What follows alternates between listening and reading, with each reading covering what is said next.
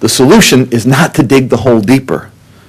Ignoring failed policies and its consequences cannot be the answer that we come up with. There are, I believe, dangers there that will only grow. The conflicts cannot be separated. They've now become regional and integrated. They're felt everywhere. And the impact on the economies and the psychologies of the people in the region are creating a lethal brew. An entire generation have grown up in parts of Lebanon, Palestine, and now Iraq and beyond that know no hope. And as a result, extremism and supporters of extremism are on the rise, and anti-American sentiment has become internalized, deepened, and hardened. I met with Karen Hughes shortly before she left her post. It was an interesting day because that day that we met, she'd just written an op-ed in the Washington Post. And she announced in the op-ed, Al-Qaeda is losing. And she based it on a poll that showed in Turkey, 90% of Turks now had an unfavorable view of the group. And I said to her over lunch, I said, you were half right. 90% of Turks also have an unfavorable view of America.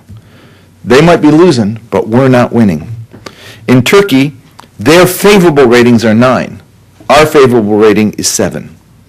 In Egypt, our favorable rating is in single digits, and in many of the countries in the region, especially those which have our closest allies in the leadership role, our favorable ratings are at that low level. This is a dangerous situation. We cannot ignore the damage that was done. We have the support of leaders of the region, and yet we undercut that support by pursuing policies that pit their people against them. And I want to talk about this because the president has made an enormous role of a point about pursuing democracy. But let's think about it. I was at Jordan at the Economic Summit in 2005 when Condoleezza Rice got up and began her speech in a very dramatic way. She said, in the last 60 years, our policy in this region has been wrong. There was a gasp in the audience. People said, oh my God, she's going to acknowledge that we've been unbalanced in our treatment. She said, we betrayed our values, and people gasped again. And she said, we haven't been fair. And then she went on to say, we've supported governments against the people, and we've not supported democracy. And people were stunned. They said, the very people, the leadership in this region that has supported you is now being undercut by you, both by the policies you pursue and then pulling the rug out from under that leadership by saying, you're the problem, we support the people. But let's think about that for a minute. How do you go into a region, roil it up by pursuing policies so damaging, so destructive, and just so wrong, get people angry, then undercut the leaders who, despite their knowing these policies are wrong, but because they need you and they want to maintain a friendship with you, support you, their people get angry at them, and then you go in and say, the leaders are wrong, we support the people, and they have elections. Guess who wins the elections? Hamas wins the elections, Hezbollah wins the election, and the Muslim Brotherhood win the election. Why? Because when you roil people up and turn them against you, they're the people who will win. And the fact is that this administration has given no thought to the consequences of their behavior, the mess they've made, and how much worse it continues to get. We can no longer settle for failed policies and failed formulas. We need more thoughtful solutions. I believe efforts like the Iraq Study Group need to get dusted off and updated. We need to get out, but we need a responsible way to get out. We have to seriously consider proposals like that offered by the U.S. Institute of Peace that just finished a remarkable study on the failures and the successes of previous U.S. Middle East peacemaking efforts. It was headed by former ambassador to Egypt and Israel, Dan Kurtzer. It's a bipartisan effort. It talks about how we move forward. And basically what it says is you take the best from what we've done. You take the incremental approach used by Jim Baker and the use of pressure to get the parties to move. You take the vision of George Bush, this George Bush that had 2 states as the end goal, and then you take the appreciation for domestic politics and the appreciation for moving the process along that Bill Clinton had, and you put them all together. The problem was that what we've had with all three presidents is only one of the pieces, not all three together. Bush had the vision, but nothing else. And that vision then became more of a taunt than a prod forward. He held out 2 states, but did nothing to help people get there until very late now in his administration, when it's never going to happen. The first Bush used pressure, but had no sense of what the goal was. And so you pressed people to get together, but then they all sat around in Madrid, and there was no sense of what they were talking about. And Bill Clinton's approach, politically savvy as he was an approach that used no pressure and had no vision of what the end was.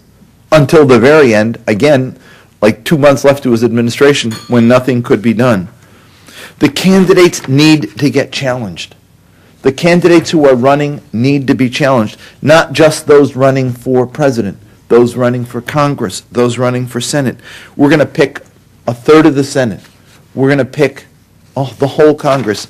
We're going to pick a president. We cannot give them a pass on the Middle East. They've been given a pass to date. They've not been asked to debate it. The press that acts as our intermediary has failed us. What they've played is instead gotcha. Do you denounce this guy or that guy? Were you influenced by this preacher or that preacher? Did you do this? Is this your friend from your neighborhood or not your friend from your neighborhood? Do you denounce and renounce or renounce Farrakhan?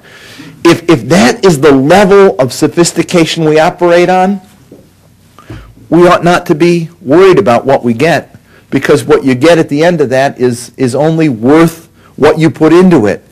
What we need are people and press who ask serious and thoughtful questions about where you're going to take us in the next 4 years. We have that debate on health care, and we deserve it. We have that debate on the economy and the mortgage crisis, and we deserve it.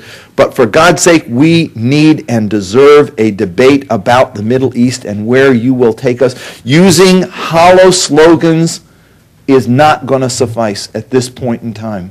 Saying we'll stay the course, and where's the course taken us? Course has taken us to where we are today, which is an Iraq we still don't understand, a Middle East peace process that is going nowhere fast, and a Middle East that is becoming increasingly hopeless and looking at America in a very different way than it ever did before. I believe that we can have change. I believe the American people want change. I believe the Middle East will believe us because they want to believe us. In all the polling we do, people in that region still have faith in us, even though sometimes we haven't done anything to earn that faith. But they believe in our values, the values we project, and they want to see us lead. But in order for us to do it, we have to lead and lead responsibly.